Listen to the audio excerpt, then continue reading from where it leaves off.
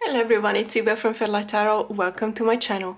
Today we are going to do a really fun tag which is called St. Patty's Tarot, a via to Cosmic Lunar Soul and a life full of simplicity.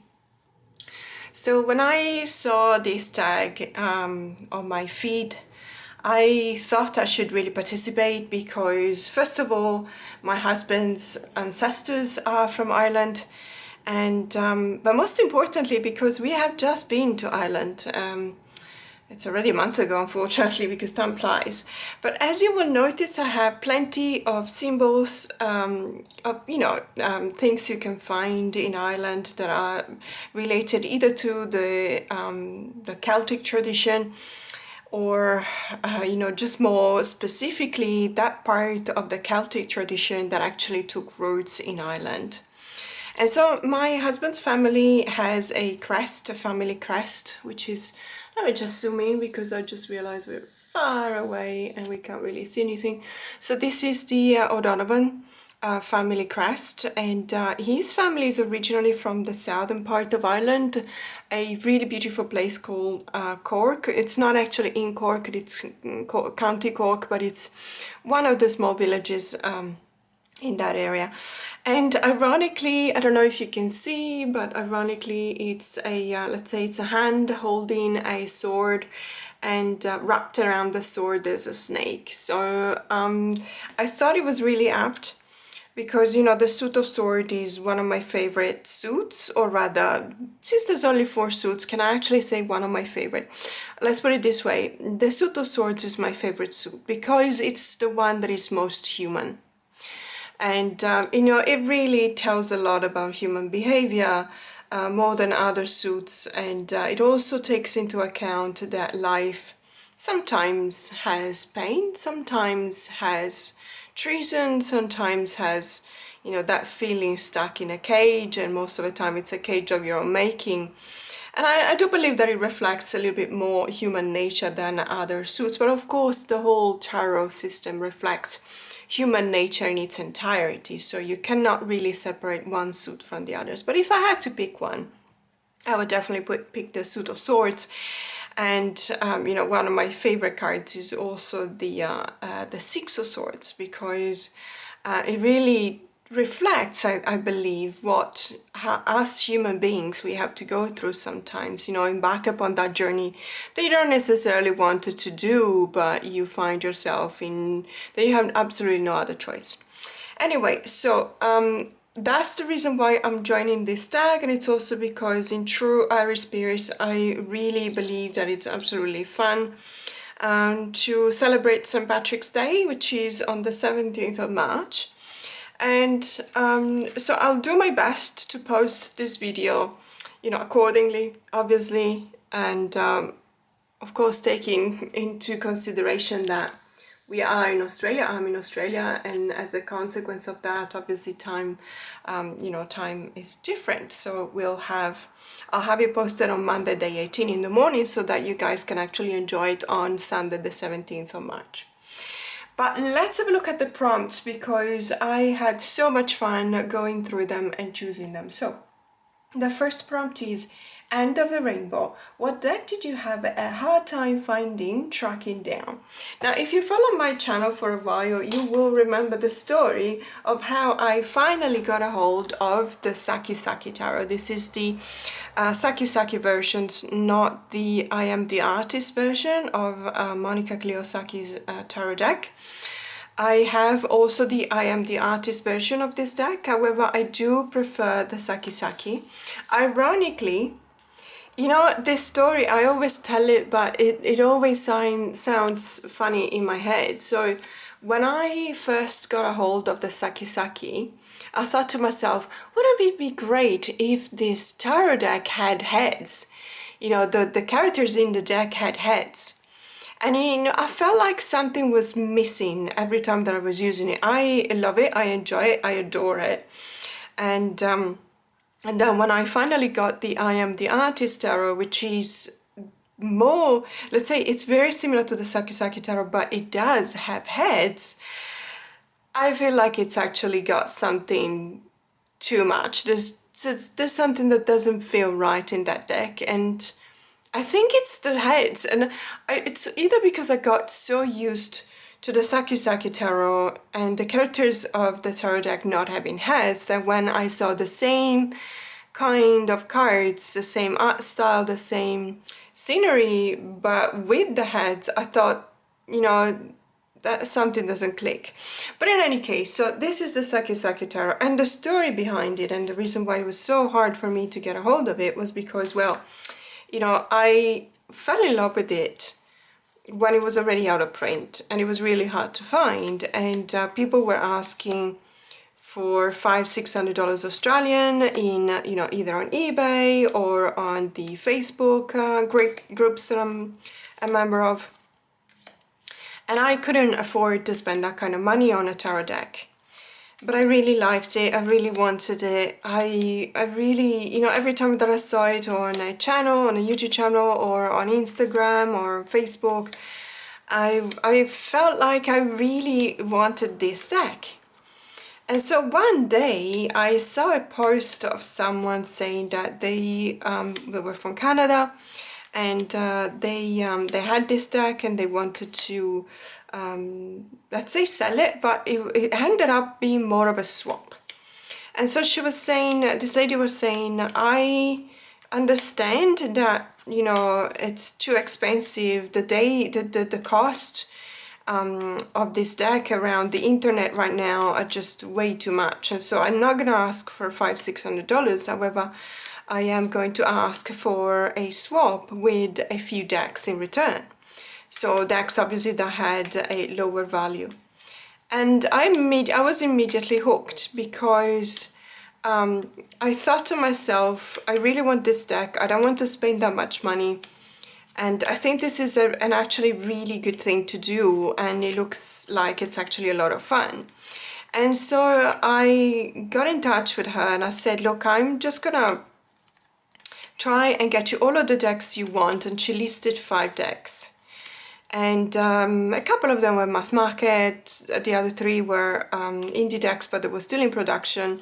And ironically for me, it turned out to be relatively cheaper than, you know, $500 because most of those decks were actually produced and sold in the US. And so I just had to buy them and give as a delivery address the delivery of this person. And so within 3 weeks, she had all of those decks and she sent this to me.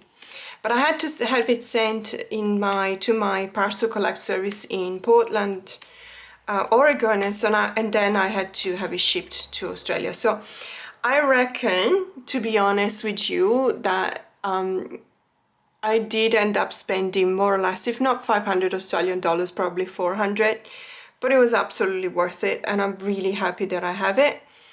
And you know, and I don't regret what I've done. It was really fun. We got to know each other. It was very nice. Yeah, so I'm quite happy.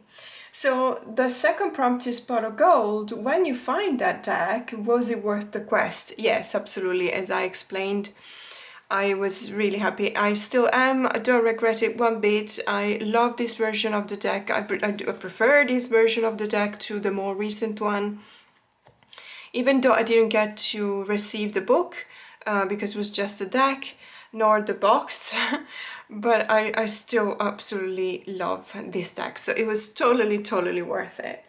Now the next prompt is a bit of fun because it's the Shamrock Shake. And ironically, let me say, I was in Dublin the first week of March, or maybe at the end of February. And in McDonald's, you can actually see advertised the Shamrock Shake in all of the McDonald's. And I tried all of the McDonald's in Dublin, in the city centre, and none of them actually had it. So that was very disappointing because I went there thinking that I was going to try the Shamrock Shake, and I never did. But in any case, it's fine. So the prompt is, what's your favorite snack when doing reading? And I have to say now, if you're Italian and you're an expat, you live overseas, you're going to have your heart sink because this is my favorite snack. when I do readings and pretty much during the day when I do everything else when I'm sitting at my desk. And yes, it's an Italian snack. It's so it's called galatina, or plural in this case, galatine. They have been produced for the first time back in 1956, but let me just zoom in because I'm guessing none of you know this. This is, if you tell any Italian that, let's say it has to be an Italian that have lived in Italy, because otherwise you wouldn't know about these ones. But if you ask them, they will go, oh yes, it's just that kind of snack. It's a lolly, a candy, a lolly we say in Australian. Let me just open one to show you because I'm also gonna have it. Now they're making this more and more difficult to open, and I think I have a theory that it is to slow down the addiction, because let me tell you, when you start eating one of these, you automatically get addicted and there is no stopping the addiction.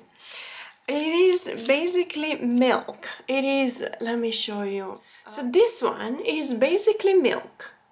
It's a milk tablet. It's condensed milk tablet. And you'll probably go, why do you think it's so addictive? Why did you even think about bringing that up as a snack? How could that be a snack, right? Well, you wouldn't know until you try it. Trust me, if you're Italian, you would know. And if you're an Italian, an expat living overseas, you'll probably go, oh, because it's just, I can't stop eating them. It's one after another. You're not supposed to, chew them, but you can't help it. You chew it, and when you chew it, you just get through one of these in 20 seconds top. And that's the problem, because it's so good, but only 20 seconds. It just makes you want another one, and then another one, and then another one. And that's how addictions have formed. And this is my favorite snack. And so I was in Italy and I bought 3 packets of these. And I felt so guilty that when passing through Australian customs, that there's a TV show that is called Border Control, something like that. I don't watch it because it makes me cringe. So it's about Australian customs. I can assure you 1000% that at least in Sydney, they are correct. These are not made up things. It's actually everything that you see in border control about Australian customs is true. They are that strict. They are that inquisitive. If you try, of course you can get away with it. I had a friend coming in from Thailand, and she brought in all sorts of food. And I had no idea. I told her not to do so. And when she arrived, I was like, oh my goodness. And she was like, okay, well, she understood the reasons why. And to the organic ones, that she knew that, there's a reason why they're so strict. Basically, they want to preserve the biome in Australia. And being an island is very easy to do so. But when you got so many people coming in, with different pathogens and different viruses and different bacteria, you can actually kill an entire crop. Sometimes you can actually do a lot of damage. So she disposed of the organic one, which is the most dangerous one, I'd say. But let me tell you something, I am not that, how should I say it? Obnoxious is the term, I don't know. Years ago I thought, oh come on, really? Do you think that that's gonna have a lot of impact? But during the years, because my husband works in that environment, and I understood a lot of things, and I am much more careful now. I don't bring in any food, but this is okay to bring in. These are lollies, these are processed. They're also sealed like that. I've shown lollies to the custom people many times, and they said that that's absolutely fine. As a matter of fact, they actually changed the landing card now, and they replaced it with organic food. You can't bring in any kind of organic food. So this is not organic food. But in any case, unless organic we mean by, sorry, I realized I may have said something incorrect. They are organic, they're not made of plastic, obviously, otherwise I wouldn't be able to eat them. By organic, I probably should have said with active ingredients or something like that. I'm so sorry, I'm not an expert, but you know, there's nothing active in here, there's nothing alive in here. That's what I meant to say. I hope that that's the right way to describe it. In any case, I felt so guilty, not about bringing them to Australia, but about having so many that I almost felt like I needed to declare them. And then I thought to myself, they're gonna laugh at you because one, they're going to find out you're addicted to galatine, which is basically milk. Two, they're going to find out, you know, that you think that this is something that you should declare, which is actually not. And I saw myself and I imagined myself on border controls being interviewed and you know, by the program host and saying, why did you think you had to declare this? And me going, I don't know, I'm sorry, I'm just so addicted. And so I just decided not to, and so I spared myself the embarrassment. But these are absolutely fantastic. Galatine, guys, if you go to Italy, you should buy this, galatine. Okay, so I had to take a moment there because of course I had to have one. So 20 seconds later, I am back. Now let me just zoom out. Okay, so the next prompt is Leprechaun.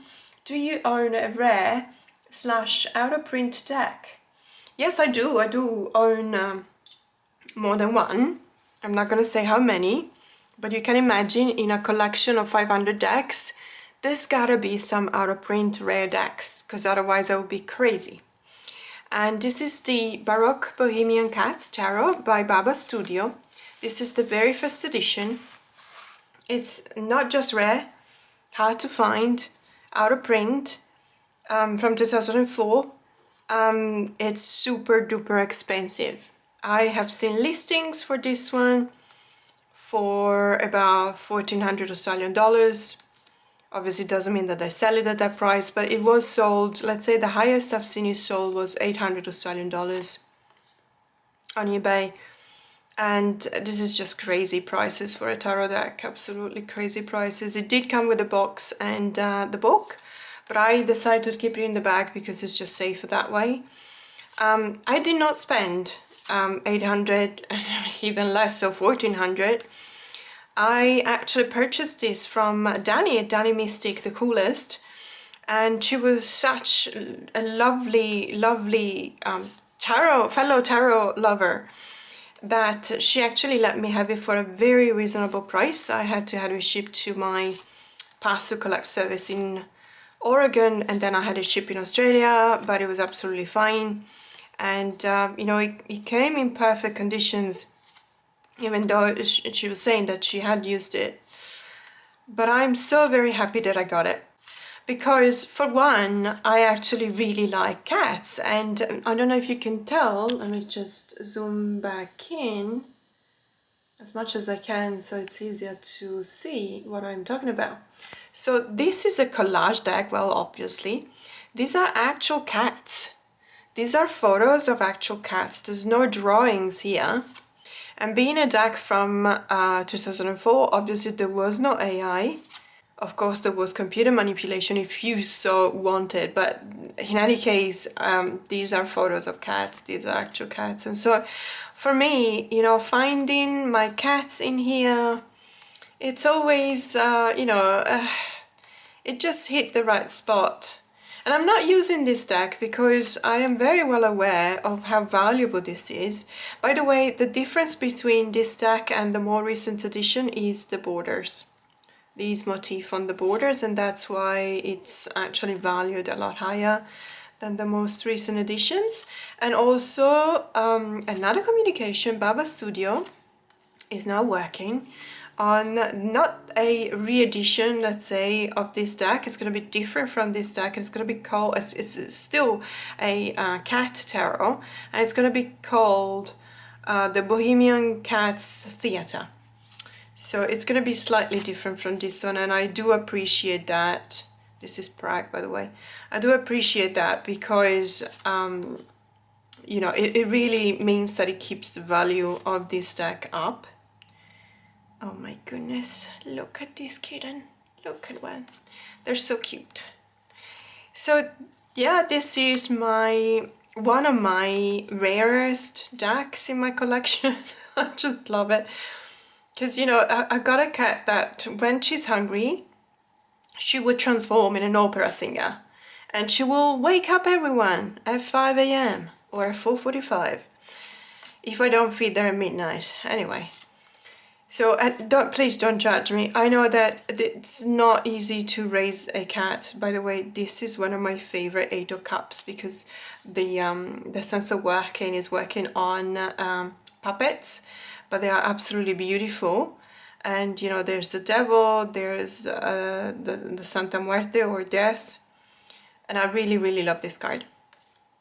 So anyway, please don't judge because I've had these two little monsters that I adore them for 14 and a half years now, and I've tried everything. They are extremely companionable, they're wonderful, I love them to bits. Sorry, I forgot to zoom out.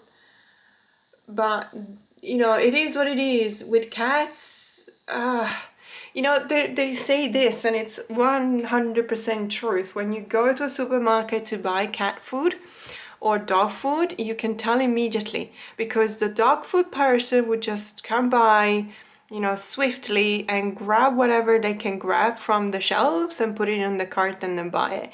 A cat food person will have to stay there for at least 20 minutes, looking, scratching their chin and pointing at different brands and saying they loved this one last month but now they're off it. They seem to like that one but it was a different flavor and I don't trust the other flavors. They definitely puked that one but they seem to like it back now. So this is the life of a cat mom, guys. At the supermarket we end up making friends with everyone who has a cat because we are going through the same pain. Anyway, so moving on to the next prompt, sorry. So for Leaf Clover, a deck you thought would be just another deck, but turned out to be something great.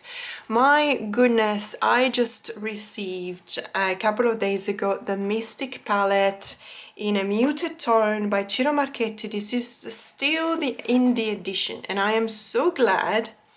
I could have gotten the mass market edition, but I'm so glad that I splurged and I got the indie edition because first of all the product value is fantastic. It's a wraparound magnetic closure kind of box.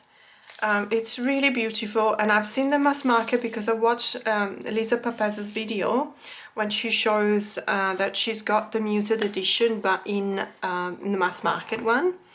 And let's say they put it in one of those, do you remember the older Llewellyn type of boxes? Like I think the Mystic Fairy Tarot came in one of those older Llewellyn boxes, or really even the Anna Kay. Do you remember the Anna Kay Tarot? The atrocious box that it came in. So it comes in one of those type of boxes. This is signed by Ciro. Hi Ciro. By the way, Ciro's not American, he's Italian, but he was born in Italy. Obviously now he probably has an American citizenship. But I like to say that every time I talk about Ciro, he's Italian. So this deck, oh my goodness, the product value, fantastic. These cards are really thick, but they're flexible, they're sturdy, they are matte. This cardstock is just spectacular. And I really, really enjoy this deck. It is slightly smaller, I noticed, but the mass market edition is bigger. And you know, on the one hand, you will love your cards to be bigger, right? Because you see the artwork, you see it a little bit better. But on the other hand, I do have smaller hands and it would have been impossible for me to shuffle. And so I am or to riffle and bridge shuffle. And I'm quite happy that I don't have this problem with this deck because it's the perfect size. And so I have the full color version as well. Look at this death card. the Santa Muerte, how beautiful this is. It is also one of my favorite cards in the full color one. The reason why this is my answer to the prompt for Leaf Clover is because having the full color version, I thought to myself, how different can it be? And oh my god, was I wrong. This is a completely different deck, guys. I mean, I'm not saying, I'm not affiliated to Chiro, so I'm not saying it to make you buy two versions, but let me assure you 1000%, this feels like a different deck. Is it because of the muted color palette? Probably. Is it because the muted color palette, let's say, is appealing to a different side of the brain? Most likely. Colors and let's say sepia tones, you know, that our eyes, sorry, I always end up being scientific, and I do apologize for that, but when I start saying these things, I hear myself from the outside and I'm like, why are you saying that? And then I need to explain it, and so I'll be very brief, but you can skip ahead if you want. So our eyes have cones, and so those cones at the back of the retina are the ones that are perceiving color and relaying back the impulse back to the brain. And so, for example, the blue cone is, in many cases, if you have a pathology, even a most common one, you can get a migraine from an excess of blue light, and that's why many reading glasses or computer reading glasses will have an orange kind of patina, because that blocks the blue light, and technically you shouldn't get as much migraines. I still get migraines. Many TVs also have that. In any case, going back to the nerdy person and not the scientific person, I think that this deck really deserves its own place in my collection, even though I also have the full color version. It reads like a charm. It's fantastic. The energies are a bit, so let's say they're a bit more dreamy because it is not in full color, so it already puts you in a certain kind of oniric kind of atmosphere, and I just really love it. And I love the fact that it's very well balanced. There's both a lot of feminine energy but a lot of masculine energy as well. And ironically, Chiro might be the only author, you know, that in some of his decks he actually prefer a more masculine energy. For example, I believe the Tarot of Dreams is more masculine when it comes to the energy, and the Encore Tarot, which is only unfortunately in French, but it's a beautiful deck. That one also has a more prominent masculine energy. This one is well balanced, I have to say, and I really enjoy it. And so this is my answer to the prompt. You know, a deck you thought would be just another deck, but turned out to be something great. The Mystic Palette Tarot in the muted version. And the next prompt is the Irish Whiskey, a deck that's always a party or celebration. I know that it's a bit of a cultural mix-up, but I really had to go with the Santa Muerte. This deck is the celebration of one that can be the saddest day in somebody's life, which is, you know, the passing away, the dying. So this is the Santa Muerte. Santa Muerte means Saint Death. And it's the typical celebration that you will see, or actually Santa Muerte refers back to the mask of, you know, we've seen it before in the Mystic Palette Tarot, the Death Card, that's the Santa Muerte. And it's the mask that you wear in Mexico and other Latin American cultures when you celebrate El Día de los Muertos, which is the Day of the Dead, basically. So the Mexican culture, or the Mesoamerican culture more in general, has this concept, and it's a concept that is very common also in Italy, I have to say. So the celebration of the Day of the Dead, it's something that is probably difficult to understand for a more northern kind of culture, but it is one of those things. We have a wake when someone dies in our family, we have a wake. So my mom died many years ago, and I remember that my dad held a wake at our place. And so it's a way for everyone to celebrate the passing of this person, but celebrating their lives as well, and celebrating the ones that stay behind. And so obviously it's a very sad occasion, but on the one hand, you do end up with drinking, let's put it this way, because it is the Irish whiskey prompt.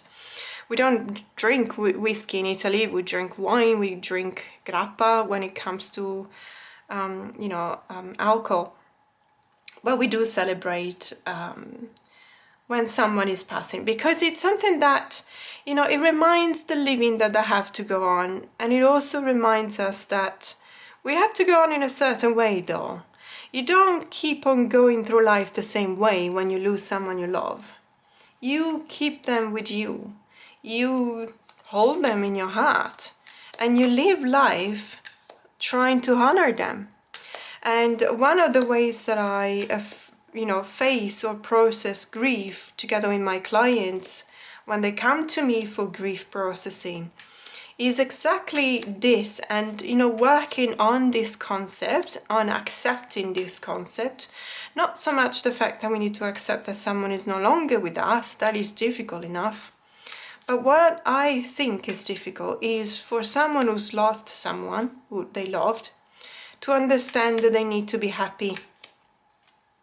Because the sense of grief is the only thing that we can carry with us, that reminds us of who is no longer with us. And so, in St. Patrick's Day, I really want to remember this, because when we carry the loved ones with us, we also understand that we need to find in ourselves the traits of our character, of our personality, that we have changed because of them, that we have become the parts of us that have become ours, that were theirs originally. And it could be anything. Look at this, 8 of Cups is absolutely superb.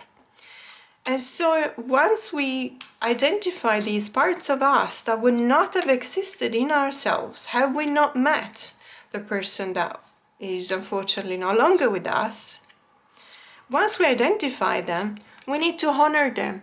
And when we honor them, we will honor the memory of the person that is no longer with us. And by bonding with others that are going through the same, for example, by forming meaningful connections with others, that's how we understand that life still has meaning for us. And that's something that is very difficult, because the sense of guilt that we carry with us makes us feel like we're almost atoning for the fact that we're still alive. That is very human, by the way. Feeling guilty because when someone dies because you're still alive is very human. It's normal.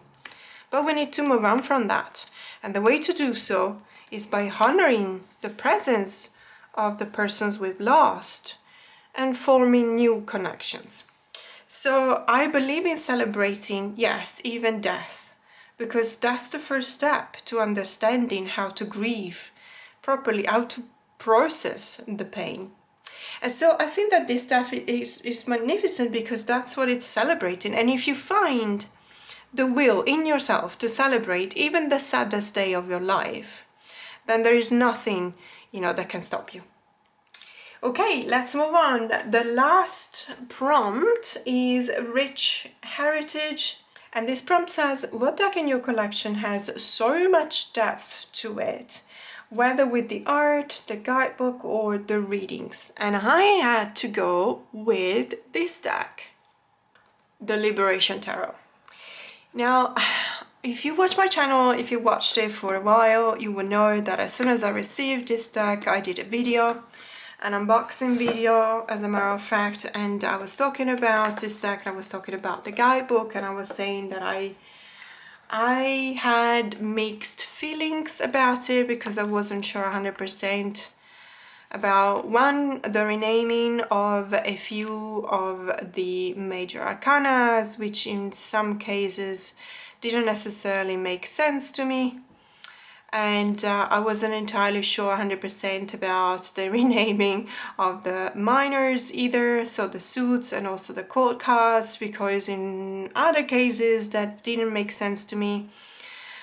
I have to say that it was all because I hadn't read, let's say, enough of the guidebook in order to be able to understand the deck. Now that I have, I can say that this is an incredibly deep deck, really, really rich in meaning, very deep. The guidebook is fantastic. Sorry, I wanted to point something out.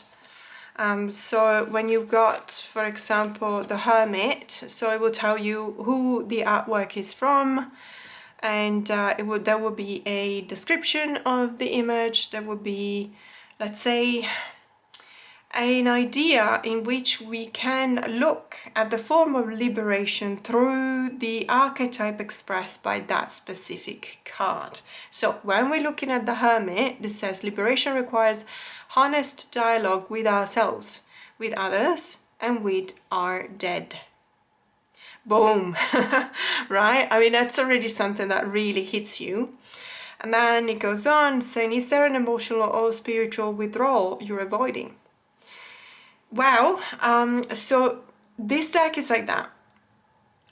Take responsibility for the health of your interiority, your body is the intersection of past and future, etc. And then, it tells you about more research or more work you can do when you meditate, for example. And it says, for further incantations, see After Preparing the Altar, The Ghost's Feast Feverishly by Jane Wong. And this is incredible. It only has that for the majors, so that reference to do additional work, let's say. But I absolutely think that this deck is very, very deep, even when it comes to the minors, for example. So for the Nine of Vessels, for example, there's still the image description. Nine of Vessels obviously is the Nine of Cups. The Nine of Vessels reminds us that we are not above fooling ourselves. Emotional deception can feel like pleasure, but what appears full may in fact have a leak. The lesson of the Nine of Vessels: the thing that looks like the thing is not always the thing.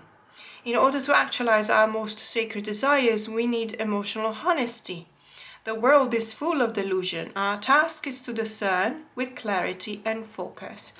I understand that this is not the way most of us will read the Nine of Vessels or the Nine of Cups, but I can assure you the layers of this deck are just absolutely fantastic. I really enjoy it. I enjoy using it. I enjoy reading with it. For myself, I haven't tried using it for clients or for my members when I do members only readings yet. This deck card, wow. But it is one of those decks. It's one of those decks that is just a once in a lifetime. For any other deck, I would feel like I should repeat, tradition should be respected. You don't change so much of a deck. But I am not like that, and whenever I am presented with the opportunity of adding layers of knowledge to reading or to a system of interpretation of the cards, I'm always very accepting, very open-minded.